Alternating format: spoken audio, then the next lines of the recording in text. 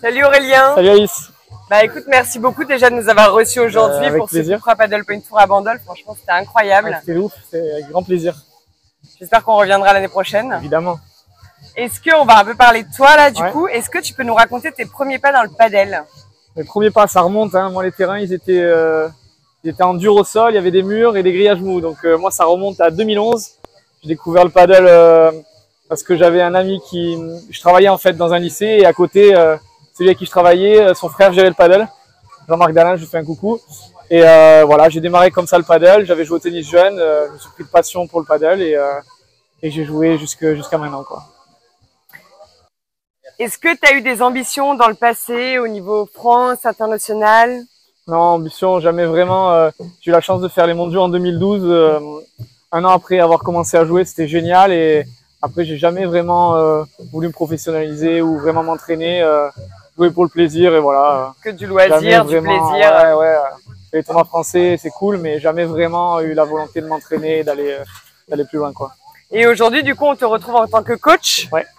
Ouais, c'est un côté que j'aime beaucoup, déjà dans mon club et aussi sur les tournois. Cette année, j'ai suivi un peu Laura et Fiona. Je me suis régalé et je vais m'orienter plus là-dessus parce que je me régale. Bon, tant que je peux embêter encore quelques petits jeunes sur les tournois, j'en ferai, mais encore quelques années et après, effectivement, je me tournerai uniquement en tant que coach. Ouais. Est-ce qu'il y a quelque chose dans le paddle qui te fâche? Qui me fâche, pas vraiment qui me fâche, mais on va dire que je trouve que les tournois c'est difficile, surtout pour les gens qui arrivent, les débutants. Je trouve qu'on devrait revenir à ce système où on bloque le classement d'une personne et pas le classement d'une paire.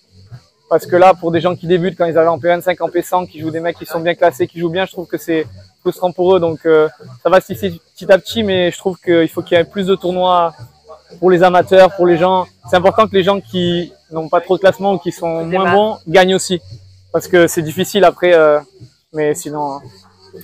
Quel est pour toi le coup spectaculaire que tu adores jouer? Est-ce qu'il y a un coup vraiment où tu prends plaisir? Moi vraiment c'est le compte, c'est la sortie de terrain et juste déposer la balle dans le filet. Je suis pas trop spectaculaire à la claquer, juste la déposer dans le filet en finesse, c'est mon préféré.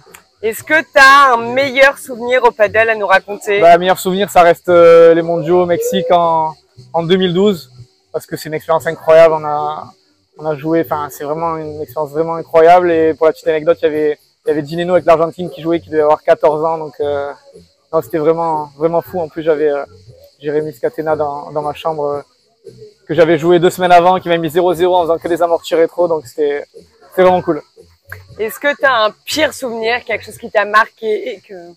Les pires souvenirs, c'est toujours un peu les mêmes, c'est les tournois mixtes, quoi. C'est jamais vraiment une bonne idée. Je cite personne, mais faut pas jouer en couple. Ah, d'accord. Bon. Bisous Pauline, on t'embrasse. Ouais.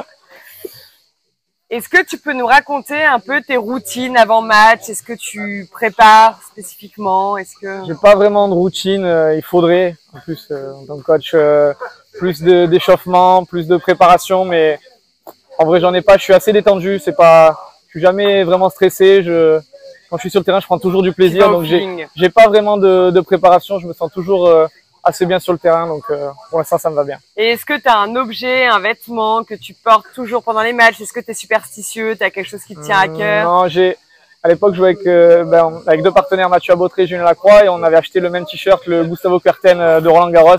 C'est vrai qu'on le mettait en finale, mais depuis on en a perdu quelques-unes, alors on le fait plus. Du coup tu l'as enlevé? Je l'ai enlevé. Donc un peu superstitieux, mais... Un peu superstitieux, tant qu'on gagne, on est superstitieux. Bon, en tout cas, franchement, le Cupra Paddle Point Tour à Bandol, c'était super. Ouais, c'est clair, on s'est régalé, ça s'est super bien passé. On est ravis de vous accueillir et c'est vraiment génial à chaque fois. On a hâte de revenir l'année prochaine. Bon, merci beaucoup Aurélien et puis à très vite. À très vite.